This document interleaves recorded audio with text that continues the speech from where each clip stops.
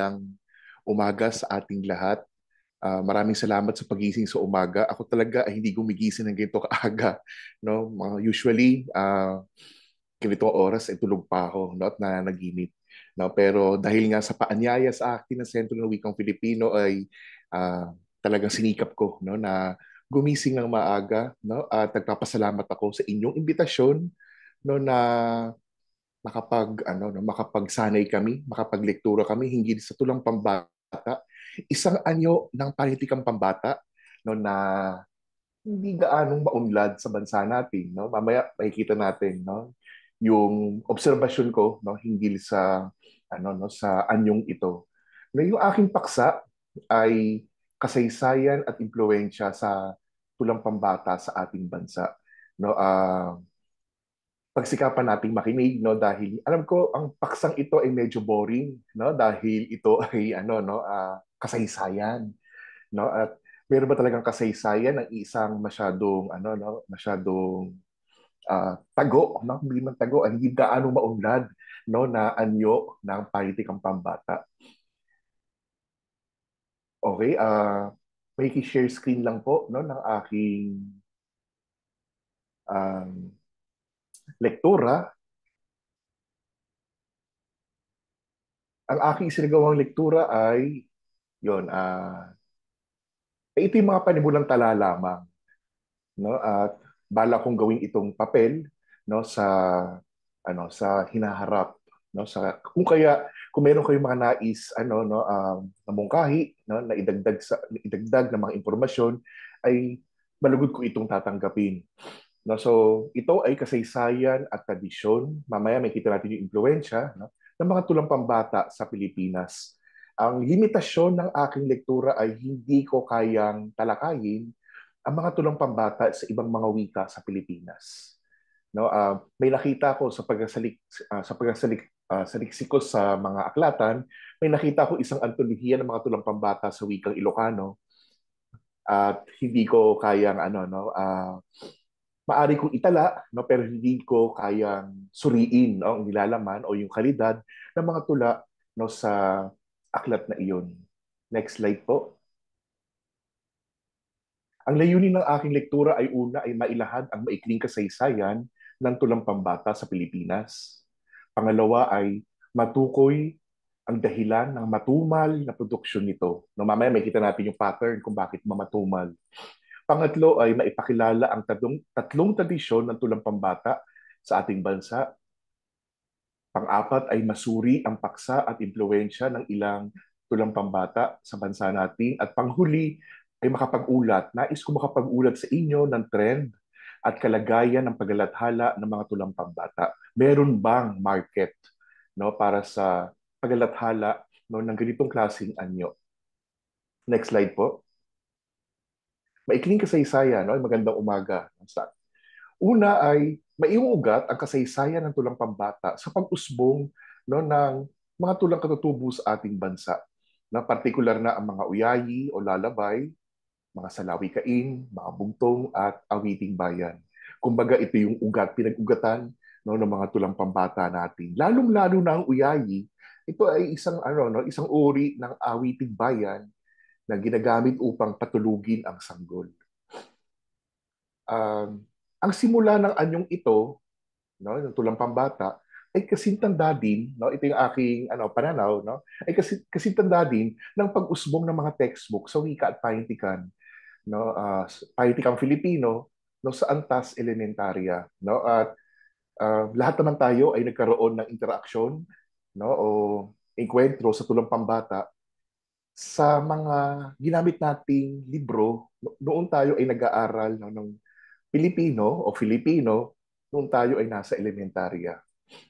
Pangatlo ay may ilan nagtangkang sumulat nito, no, pero hindi nagtagumpay dahil walang market.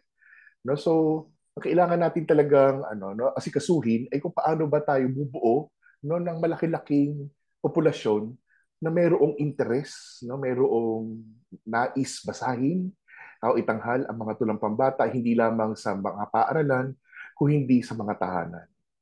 Susunod.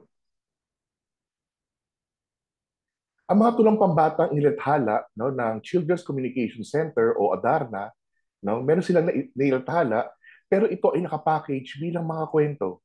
No, dalawa ang naisip ko, no, yung Sundalong Patpat no, ng ating national artist Virgilio S. Almario at yung Alamatang Dilis niya no, na nakapackage bilang mga picture book. Kung susuriin natin, ito ay mga tulang pambata, ngunit pinackage ng Adarna no, bilang mga kwentong pambata. No? Pero kung magkakaroon tayo ng close reading, no, ito ay mga tulang pambata, na, mga tulang pasalaysay. Lumitaw din ang mga eksperimento sa tulang pambata noong inilathala ang ANI. Ang ANI ay Journal ng Cultural Center of the Philippines noong Marso 1989 at may kita rito ang pagkatangka sa pagsulat ng mga tulang pambata gaya ng mga makatang sina Domingo Landicho, Ariel Borlongan at Mike Bigornia. Sumubok din ang mga makatang sina Rolando Tino, Virgilio Almario at Rene Villanueva sa mga tulang pambata. Next slide. Sa aking pananaliksik, no, nais kong ibahagi sa inyo ang mga unang publikasyon ng mga tulang pambata.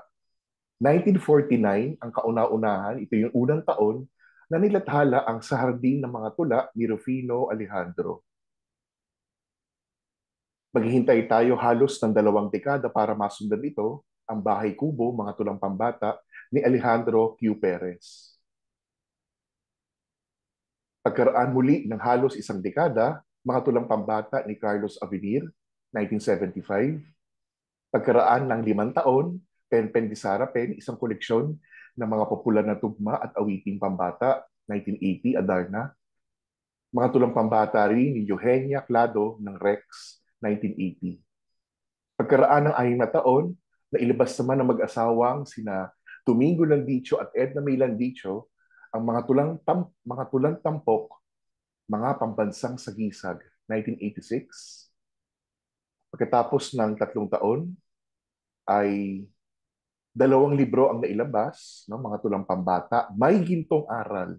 No? So, ano yan, natuwa ako na nakita ko yung no, yung mga salitang May Gintong Aral. No? Kasi yan ang tradisyon no, ng pagtula sa ating bansa.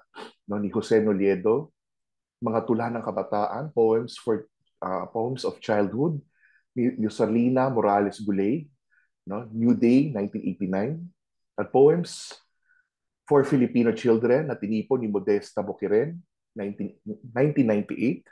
Makatang Makata, no, ni Rene Villanueva at Roger Poblete. Dalawa silang sumulat no, sa koleksyong ito. Cacho, 1993.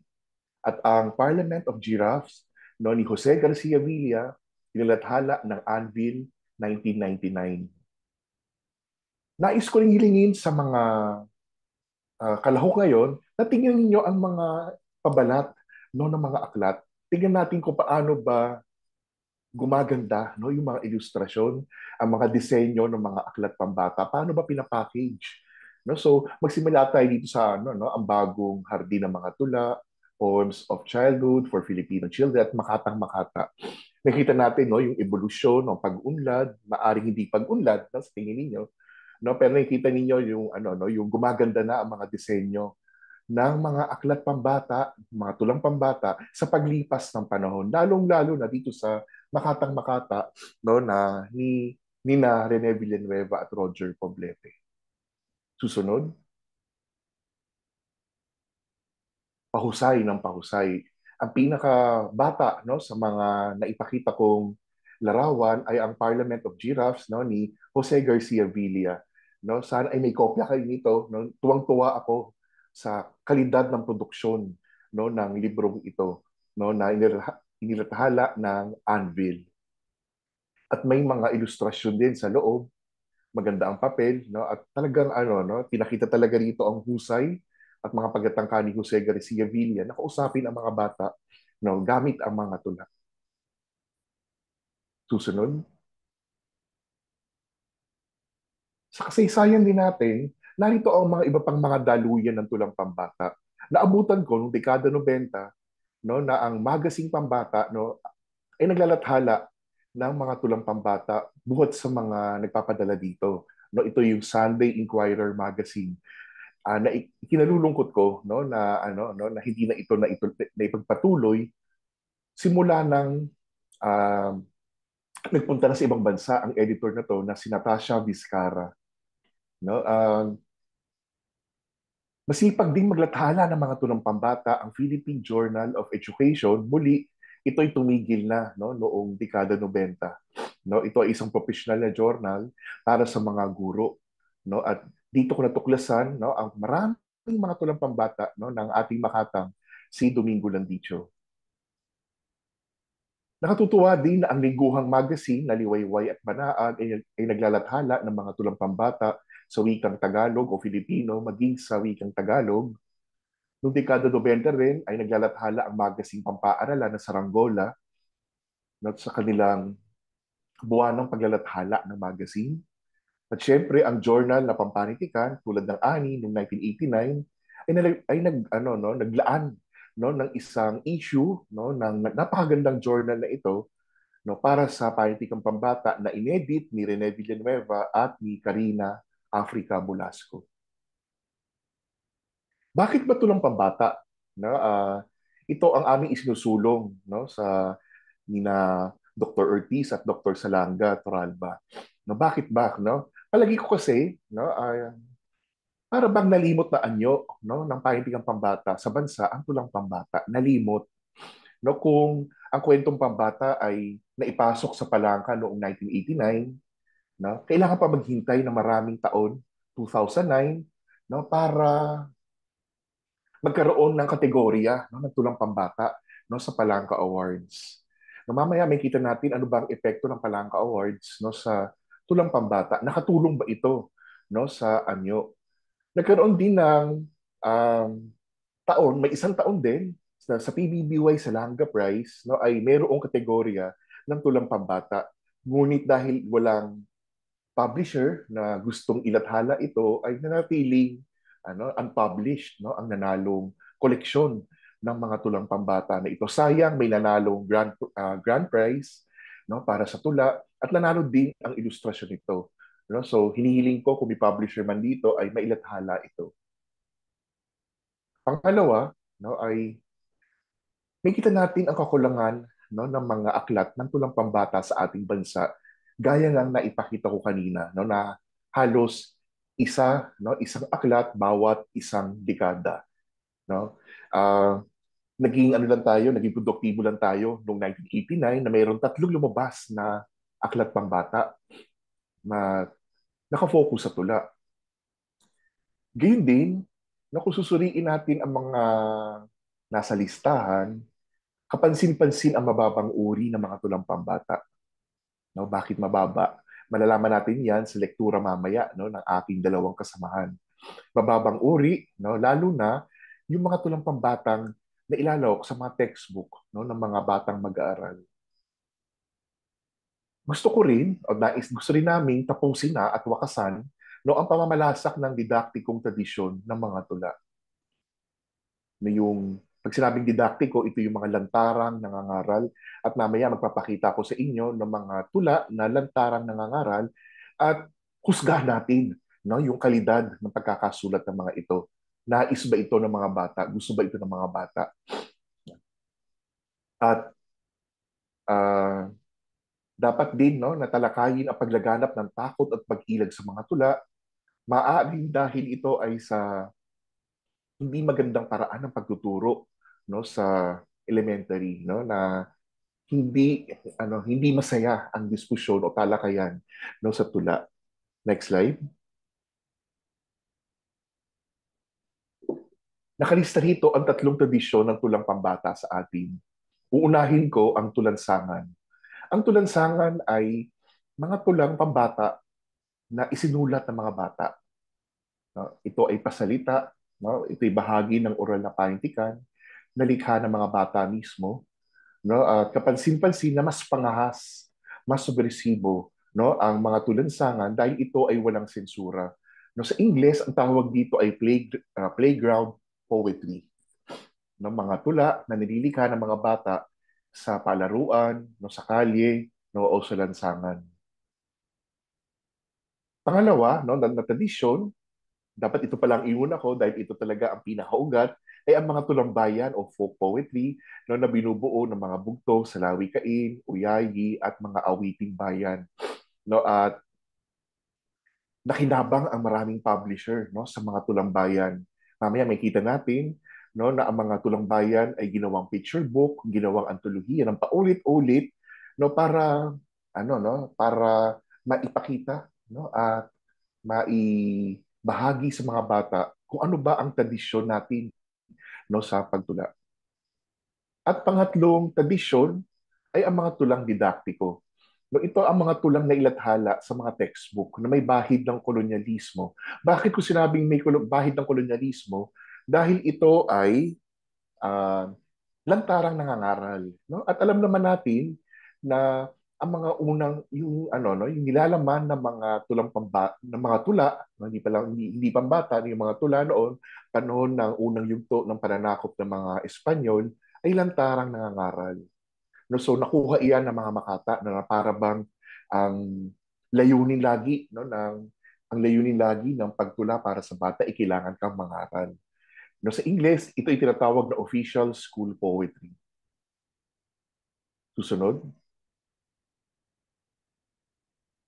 ito ang mga halimbawa ng tulansangan. Magbabasa ako ng ilan. No? Nanay mong maganda, pwede nang ibenta. Di ba napaka nakakatuwa na walang sensura dito. Tatay mong bulutong, pwede nang igatong. Ating kong masungit, pwede nang isingit. Kuya mong matakaw, pwede nang ilaban. No? At nung bata rin ako, lumaki ako dito sa tulansangang ito. No? 1, 2, 3, asawa ni Marie, araw-gabi, walang panty.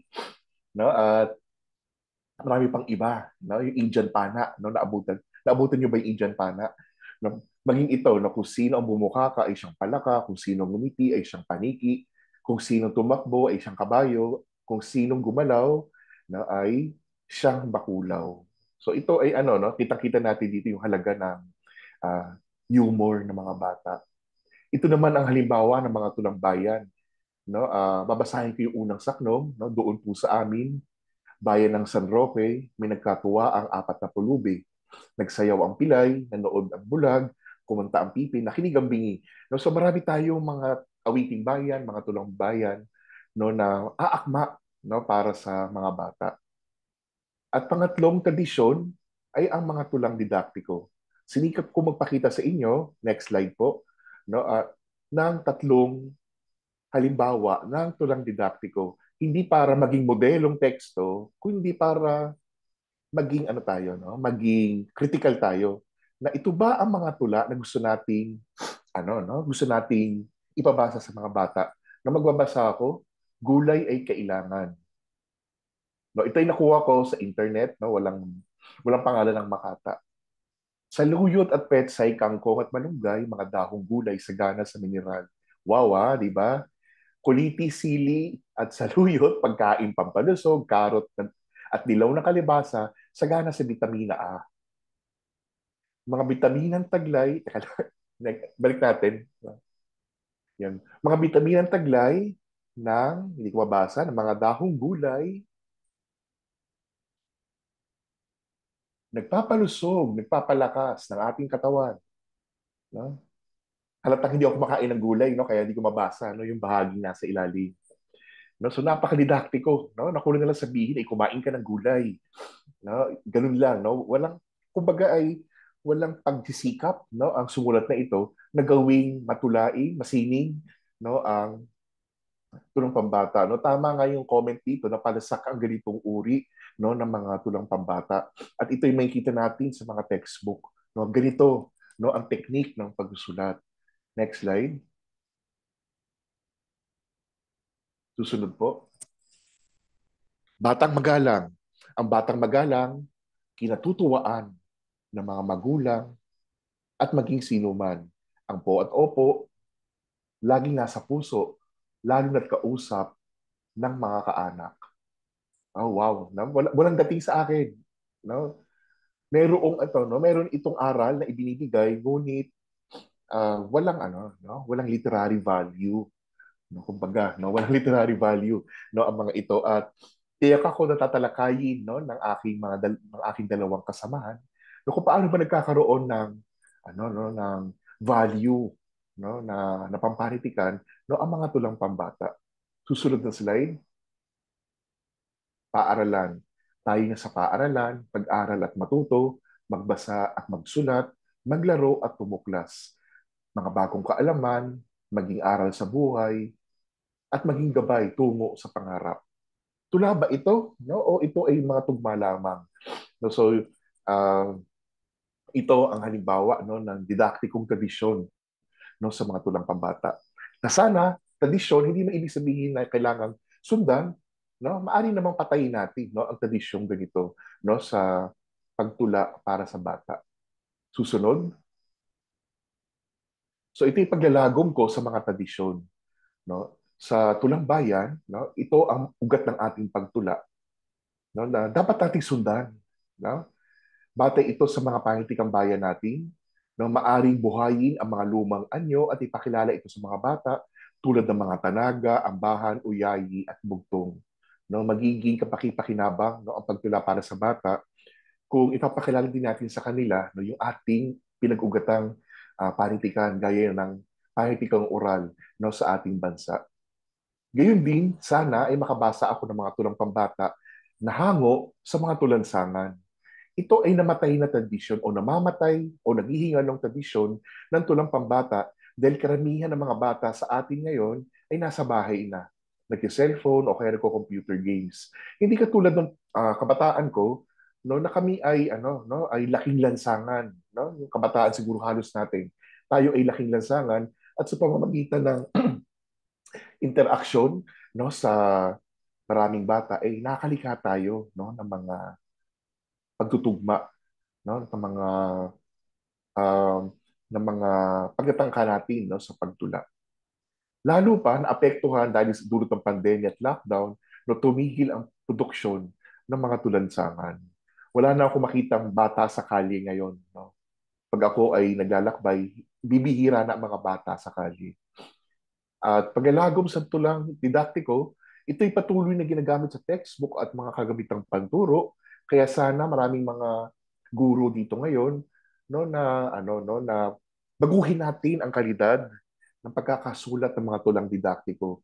No, maiugat ang tradisyong ito sa mga tulang misyonero, no? At gusto kong sabihin, no, ito ay unang kritisismo sa tula, no, noong panahon ng Kastila. Edukasyonal ang ganitong uri ng mga tula, datapwat, hindi tula. No? May aral, datapwat, hindi tula. No, ang mga tulang pambata na didaktiko. Susunod. Ngayon ay pagpapatuloy, no? Kapansin-pansin ang pagkasaantolohiya ng maraming tradisyonal na tulang pambata gaya ng inilathala ng Adarna, no, Hali-Hali-Hoy. Ito ay mga laro, kanta, tugma at mga bugtong para sa mga batang Filipino. Gayon din ang magandang lathala ng tahanan, ang antukin. Ito ay koleksyon ng mga awiting bayan na ang focus ay mga uyayi o mga iba't ibang uri, no, ng mga lalabay, no, sa kapuluan ng Pilipinas.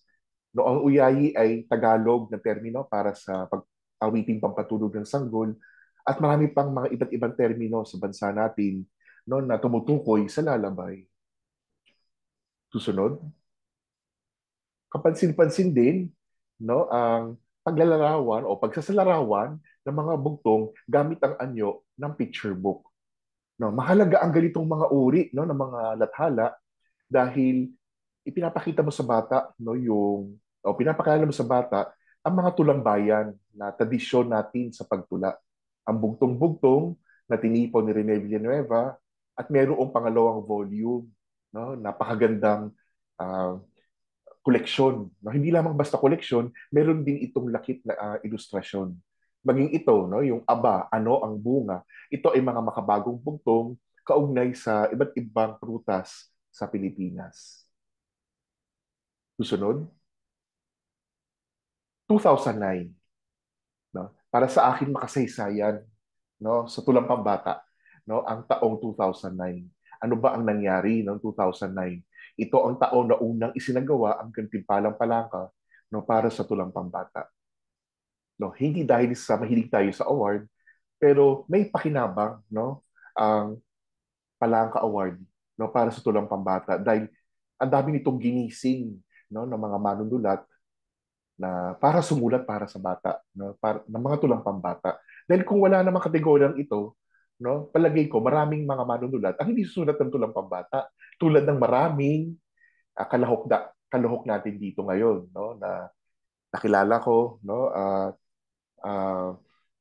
nagantimpalaan, no, ng Gawad Palangka, no, tulad ng aking dalawang kasama ngayon, no, ay humakot na, no, ng mga parangal, no, para sa kategoryang ito. 2009 din, no, ay nalathala ng Adarna ang Displaced ni Aneca Rodriguez. Ito ang kauna-unahang nobelang pangkabataan o young adult na nasa anyo ng tula, verse novel. May nakabasa na ba sa inyo nito?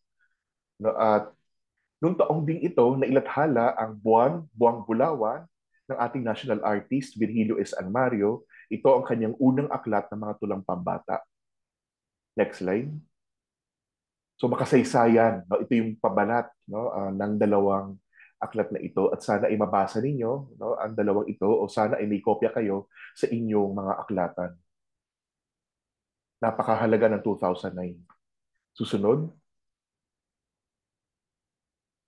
ano ang nangyari pagkaraan ng 2009? No, kitang-kita ko rito, unti-unting nagkaroon ng interes at visibility ang anyo, no, ng tulang pambata sa pamamagitan ng paglalathala ng mga tulang pambata na gantimpalaan, no, ng gantimpalang palangka. Mamaya may kita natin, no, ano ba ang mga aklat pambata, no, na bunga, no, ng gantimpalang palangka. No? Ah, Pangalawa, no, ano ba ang nangyari? Nagkaroon na ng pag-eksperimento sa mga anyo, no, ng aklat ng tulang pambata na hindi lamang ito basta kalipunan, no, hindi lamang ito antolohiya, no, kundi isang picture book, no, na ang teksto ay tula. At kapansin-pansin din, no, dahil nga naghahanda ang mga makata, no, sa pagsulat ng mga tulang pambata, kapansin-pansin na marami sa kanila, no, ay nag-aral, no, sa pamamagitan ng pagbabasa ng mga tulang pambatang galing sa Estados Unidos. No, ito yung mga kapansin-pansin, no. So kung ating tatalakayin ang sources at influences, marami, no. Aminin man nila o hindi, no, ay ang impluwensya nila ay mga makata mula sa Estados Unidos. Next slide. Mahalaga din ang tulang ito, no, ni Lara Sagisag, no, Children of Two Seasons na pinablish ng Anvil. Para sa akin, isa ito sa mga halimbawa ng mga tulang pambata na mataas ang kalidad. No, yan. Mataas ang kalidad, no, na litaw ang impluwensyang kanluran dahil si Lara Sagisag ay nag-aral, no, ng malikaing pagsulat sa US, no, ng pagsulat talaga para sa bata. No, yun ang kanyang advantage. No, advantage niya ay may training siya. Ang mga guru niya ay mga established writers, no, mula sa US. Samantalang kami, no, kami nila Will Ortiz, nila Ilira, no, natin sa Pilipinas, nagkakalkal sa mga bookstore, sa mga book sale para maghanap, no, para matuto, no, kung paano ba sumulat, no, ng mga tulang pambata. No, iba pa rin siguro, no, yung karanasan, no, na kami ay nag-aral sa ibang bansa, no, may training sa ibang bansa dahil wala pa tayong kurso ng malikaing pagsulat ng pahintikang pambata sa Pilipinas. No. Next slide. Ito ang mga natukoy kong mga impluwensya natin sa pagtula. No? Dati pa man, no, itong si Robert Louis Stevenson, tama ba? No, mula sa kanyang A Child's Garden of Verses, no, ay isang magandang bukal at impluwensya ng pagtula para sa bata. No, hanggang ngayon, no, ito yung aming binabalik-balikan. No, classic na ito, no. At kung meron kayong kopya ay basahin niyo ito. No, kaya nga pansin niyo, no, yung isa sa mga kauna-unahang aklat ng mga tulang pambata sa atin, ang pamagat ay Hardin ng Tula, no? Parang ganito rin, Garden of Verses. No? Nakita rin natin sa unang larawan ay si Jack Pilatsky, no, na kilala no sa pagtula no ng ah, mga pambatang tula na tagtad ng humor, no? At syempre, no, si Dr. Seuss, no? Si Dr. Seuss sa gitnang larawan, no, ay kilala, no, sa pagtula, no? Pagtula at gumagamit ng kwento sa pagtutula, no, na maganda, mahusay sa paglalaro ng mga salita. Ilan lamang ito sa mga impluwensya ng mga Pilipinong makata no, sa pagtula. Susunod, picture poetry. Makita ninyo, yan ang branding ng Anvil. No? Dahil gusto nila no, na bumuo ng market no, para sa mga tulang pambata. At para maging magaan no, ang tula, kasi nga ang tingin ng mga tao sa tula, mabigat. No? Para maging magaan, ay pumili sila ng mga maiikling tula no, na hindi lalagpas ang 20 taludtod o linya. No? Apat ito. No? Yung hindi ako papasok ngayon, ako ang sumulat. Habulan, si Cora Dandan ang sumulat. Animal Game, si Lara Sakisan. At yung Blanket no, ni Patricia Ngo, yung apat na ito, ay transform nila bilang mga picture book. No? Hindi na ito available ngayon, out of print na ang apat na ito ngayon, sayang. No? So, ibig sabihin, hindi nakabuo ng market. No? Yun yung nakakalungkot no, sa bansa natin. Kumbaga, naging masigla sa loob ng 1 o 2 taon, tapos hindi na masusundan. Sayang. No? Sayang. Hindi na susundan. Dahil siguro sa matumal na pagtanggap no, ng audience no, sa mga tulang pambata, kahit na i-package mo ito no, bilang mga narrative picture books. Sayang ang gaganda ng kalidad no, ng pagkakasulat ng mga tulang ito. Susunod, ganyan din ang ginawa ng Chikiting Books, no? Yung nanalong koleksyon ni Professor Heidi Eusebio Abad, no, pumili sila ng isa, ang Vibal, pumili ng isa sa koleksyon at ginawang picture book, no? Yung Big World for Little People. Ang ganda, no? Ang ganda ng tulang ito. Simple, pero may dating, hindi nangangaral, masaya. Maging sa no? Sa aking koleksyon, nung binigay ko sa Vibal, sabi nila, gusto namin ito i-publish pero yung isa lang. So, parang ako, no, nabigla ako sa kanilang comment na isa lang, wag lahat. No, kasi hindi namin kaya na i-publish, hindi namin alam kung paano ba ipapublish ang isang koleksyon ng tula. No, kasi ang mga palimbagan ay nasanay mag-publish ng mga kwentong pambata. Hindi naman sila sanay maglathala ng mga tulang pambata. Pwera na lang kung ito'y koleksyon no walang mga larawan. So ito, no, yung trend ay pagsasa picture book ng mga tulang pambata. So makita ninyo, ang isang spread ay nagtatampok ng isang taludtod ng tula. No? At magandang training yan. No, kung kayo ay sumusulat ng mga picture book, marami siguro sa inyo ay nakapaglathala ng mga picture book, magkamag-anak, no, ang pagsulat ng picture book at ang pagsulat ng tulang pambata. Next slide. Sa totoo lang, hindi naman bago no, ang pagsasa picture book ng mga tulang pambata. Gaya ng nasabi ko na kanina, no, ito ay nagsimula sa Adarna. No, ang mga tulang pambata ni Sergio no, ay naging picture book. Partikular na ang Sundalong Patpat. Nabasa niyo ba ang Sundalong Patpat? Ang Sundalong Patpat, maging ang Alamat ng Dilis, no, at marami pang iba. Kung susuriin ninyo, no, yung kalipunan ng mga librong pambata no, ni Sergio, ay mapansin niyo mga tula ito. No? Maging ang kanyang bagong lathala, hindi man bago-bago, no? Medyo bago-bago, may darating na track bukas, ito ay tula. May kita nyo sa pabalat, tula ni. Hindi ito kwento ni. Tula ni. Na? So, nagkakaroon ng visibility yung pangalan ng anyo, tula, hindi kwento. Next slide. Dahil nga sa visibility na no, ng tulang pambata, ang isang trend ay kolektahin ang mga tulang pambata ng mga naunang makata no, sa bansa natin. No, itong si Emilio Mar Antonio ay, hindi ko nagkakamali, no, ay ama ni Teo Antonio. Tama po ba? No? Ay ama at nung nagkaroon na ng market, no? Parang nagkaroon na ng market no sa tulang pambata ay tinipon nila ito, no? Tinipon nila ang mga naunang na isulat, no, na mga tulang pambata at ginawang aklat pambata, no? At ito ay pinablish ng UST Press, no? Maya, mga tulang pambata. Next slide. At yung trend na paglalathala ng mga nagwaging tulang pambata 2009 no ay na-introduce na ang kategoryang ito at kami ni Ed Maranan ang mga unang nagantimpalaan. Ako sa Filipino, siya sa Ingles. Pero bago malathala, no, yung aklat namin, gusto ko ibahagi sa inyo na mabilis lang, talagang nakiusap kami no, na maglathala. No? Talagang matinding ano to, no, matinding kumbaga pagsuyo sa publisher. No? Anvil na nag-publish nito, matinding pagsuyo na talagang o sige, tatanggapin namin ang mga manuskrito nyo, pero tulungan nyo kami sa marketing.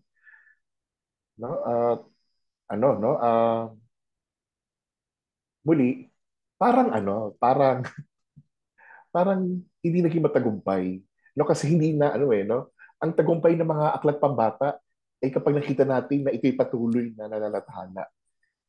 Pagkatapos ng unang edisyon, unang printing, hindi na ito nasundan.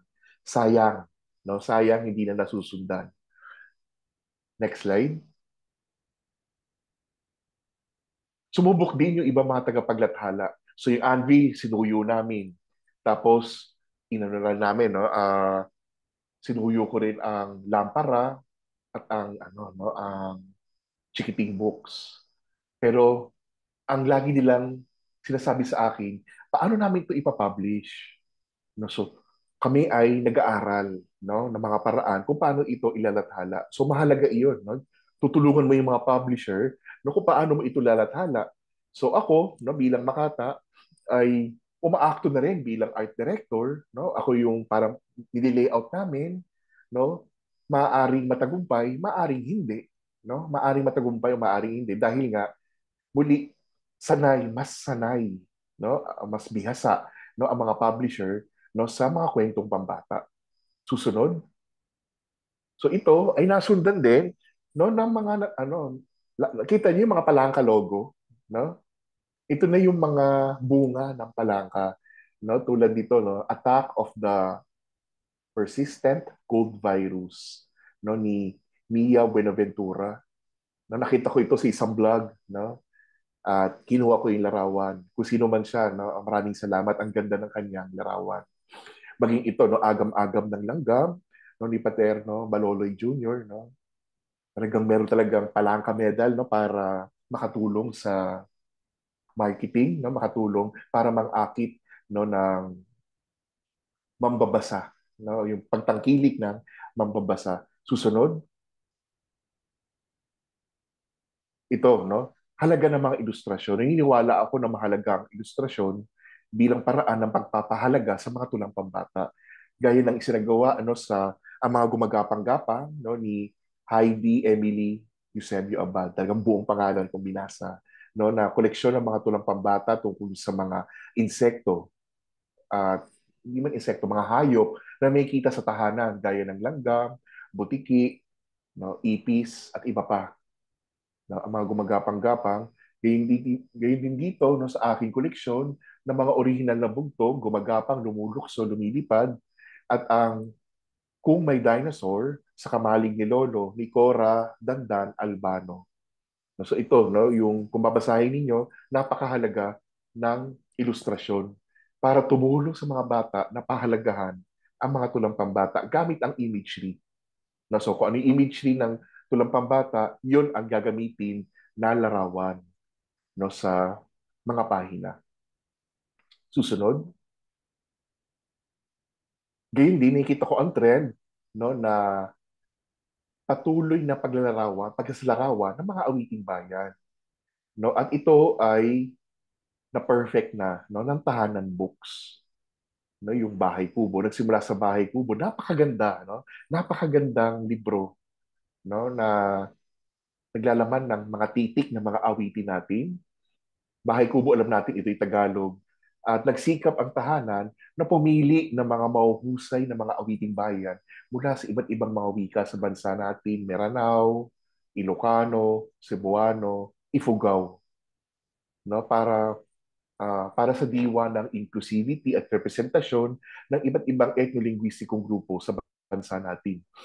At ang maganda rito, no, sa ginawa ng tahanan ay hindi lamang basta pagkasalarawan, no, bunga ng kanilang maingat na research, no, na ipakita nila, no, yung mga material na kultura, no, sa tapat na pamamaraan, pinakatapat at pinakamarangal na pamamaraan. At sa bandang huli, nakita natin sa bandang huli ng mga aklat na ito ay may mga paliwanag, no, sa mga halaga, no, at ibig sabihin ng mga material na kultura na tampok, no, sa mga aklat na ito, no, gaya ng mga kulintang halimbawa, at iba't ibang gamit sa pagsasaka, no, sa Ilocos region. Susunod, trend din, hindi man trend, no? Dahil nga yun ang problema, kawalan ng market. No? May kita natin dito ang tatlong aklat ng mga tulang pambata na pinablish ng UP Press. Ito alam to ni Dr. Ortiz. No? Noong hindi pa direktor, no? Nung matagal ng panahon, siguro mga 2 dekada, 1 dekada lang nakaraan, nagpasa kami ni Dr. Ortiz ng antolohiya ng mga tulang pambata sa UP Press. At ibinalik sa amin. No? Pinatulog at ibinalik sa amin. Sabi ng UP Press, hindi kasi kami nagpa-publish ng mga tulang pambata. No? So yun yung malungkot. Pero ang magandang balita naman, nagbabago din naman ang UP Press. No? Dahil sa kanilang proyektong The Philippine Writers Series, no, ay nakakapag-publish na, no, ng mga aklat ng mga tulang pambata na dati inaayawan, no, ng academic press. No? Kaya sa mga nagtapos, no, ng UP Writers Workshop, no, ay pwede kayong magpasa, no, sa Philippine Writer Series, no, ng likhaan, no, ng aming institute, no, para sa konsiderasyon na ito ay mailathala. At bukas, may pondo kami at bukas kami sa paglalathala ng iba't ibang mga anyo, hindi lang yung mga pangmatandang panitikan. No, may kita natin dito yung koleksyon ni VJ Alquisola, yung koleksyon ko, at yung koleksyon ni Dr. Salanga, no, na kanyang kauna-unahang aklat, no, na koleksyon ng mga premyadong tulang pambata, no, sa Ingles. Susunod, gayon din, may kita kong trend, no, ay ang dalawang lathala, no, ng Sentro ng Wikang Filipino, no, na pagtula para sa bata na may matingkad na kamalayang panlipunan. No, wag nating isipin na dapat ay ang mga tulang pambata ay pumapaksa lamang sa kultura ng bata, no, sa karanasan ng middle class sa bata. Dito may kita natin, no, ang mga iba pang mga danas ng bata na pwede nating i-explore, no, tulad nitong awit ng Bakwit, no, ni VJ Alquisola. Alam ko nanalo to ng Palangka, maging ang ganito sa pabrika ng mga parehong aklat na nanalo ng Gawad Palangka at nailathala ng Sentro ng Wikang Filipino sa kanilang proyektong Aklatang Bayan Online. Next slide. Isang trend ngayon ay ang napakagandang produkto. Sana magkakopya kayo. No, ito ang huling libro ni Rene Villanueva. No, at nakalulungkot na hindi niya ito naabutan. No, napakaganda. Pagka sa antolohiya ng mga tradisyon ng tulang pambata sa Pilipinas, ang Bumtiyaya ay koleksyon ng mga tulang pambata, no, na didaktiko, tradisyonal at mga tulansangan. No, ito ay kumbaga ay pinakamagandang koleksyon. na dumaan sa pagdusuri, dumaan sa maingat na pagpili, no, pag-illustrate at pag-translate, no, Philippine nursery rhymes and verses. Ito ay nalathala noong nakaraang taon, 2023, at kakambal nito ay ang lathala, next slide, ng Cultural Center of the Philippines. Himig Himbing, mga heling atin. Ito ay koleksyon ng mga cradle songs, no, ng ating bansa. At ito ay may ilustrasyon ng dakilang si Beth Parocha.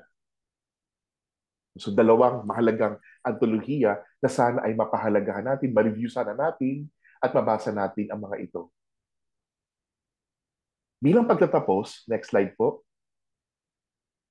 paglalagom.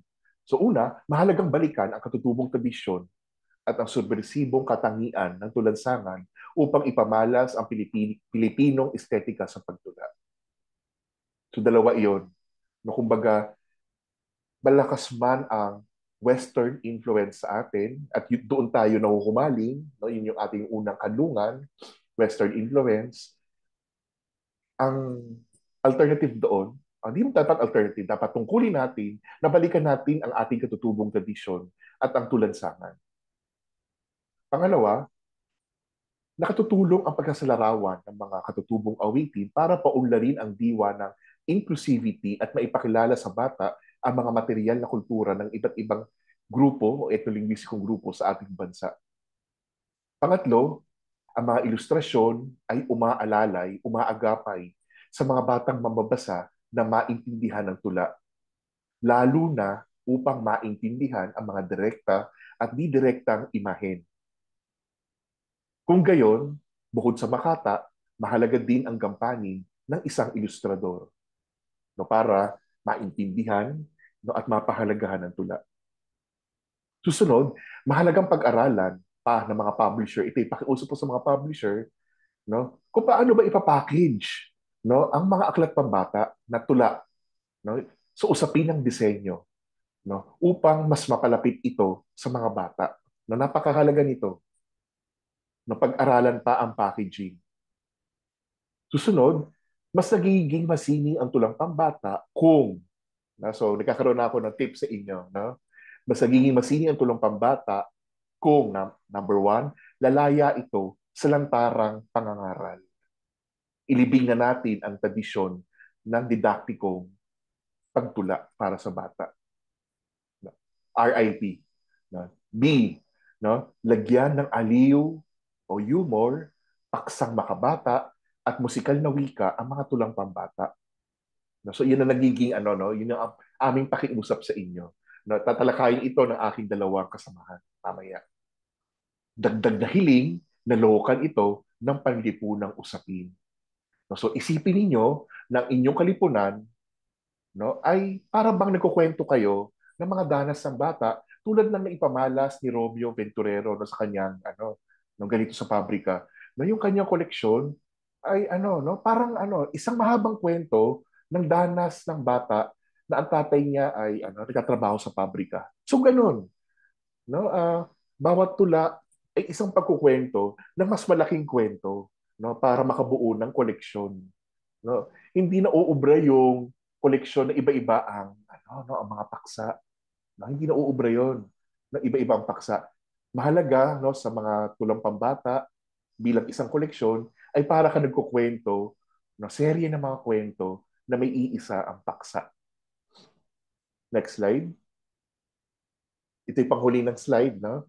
Hindi na uubra. So ito, no, naunahan ko na pala. No? Hindi na uubra ang pagtitipon ng tula bilang antologiya lamang na walang ilustrasyon. No? Hindi na uubra yan. No? Nagsisikap ang makata na sumulat para sa bata. Natandaan niyo yan, tayo ay nagsisikap na sumulat para sa bata. Dapat ding magsikap ang publisher na ilapit sa bata ang mga ililimbag na aklat. Dapat mag-aral din kayo. No? Mag-workshop din kayo. No? Kailangan natin ng matinding pagsasanay sa pagdisenyo at marketing ng mga tulang pambata sa ating bansa. No, hindi pwedeng nangangapa o umaasa kayo, no, yung mga publisher ay umaasa, sasabihin ng writer. No? Upang tumaas ang panlasa ng mga bata, guro at magulang sa tula, sana'y magamit at pakinabangan ang mayamang ani ng mga tulang pambata na nailimbag mula 2009 hanggang 2023. No, sana magamit ang mga tula na iyan no, sa mga textbook at iba pang mga kagamitang panturo. Magpaalam lang kayo. No? Magpaalam lang kayo. Humingi kayo ng permiso. No? Hindi naman mukhang pera ang mga makata. Di ba? Bigyan nyo lang ng complete copy no, sa inyong mga textbook at kaunting sana may kunting honorarium no, para naman maitampok ang mga dekalidad ng mga tulang pambata no, sa ating mga ating mga textbook. At panghuli, dapat ipagpasalamat ang ambag ng mga akademikong palimbagan gaya ng UP Press sa pagsagip sa mga makatang nare-reject ng mga commercial na tagapaglathala. No? So, yan yung trend eh, no? Dati, ang tingin natin sa academic publishing, masyadong elite, no? Ngayon, hindi eh. Parang sila ay kanlungan na. No? Kanlungan na ng mga writer for children. No? Ng mga nireject ng, no? Ng, halimbawa, ng Lampara, no? Nireject ng kung sino-sino, no? Academic publishing, no? Ang sumagip sa kanila. Makatutulong lalo no ang pag-unlad ng ating tulang pambata kung susuportahan ito ng mga paaralan, ng mga aklatan at ng publiko. No, so sa madaling sabi, kailangan ng suporta ng mga aklat na ito para patuloy ang produksyon at hindi maipon no, sa bodega o sa warehouse ang aming mga aklat. Maraming salamat. No? Dito nagtatapos ang aking lektura at magandang umaga muli sa inyong lahat.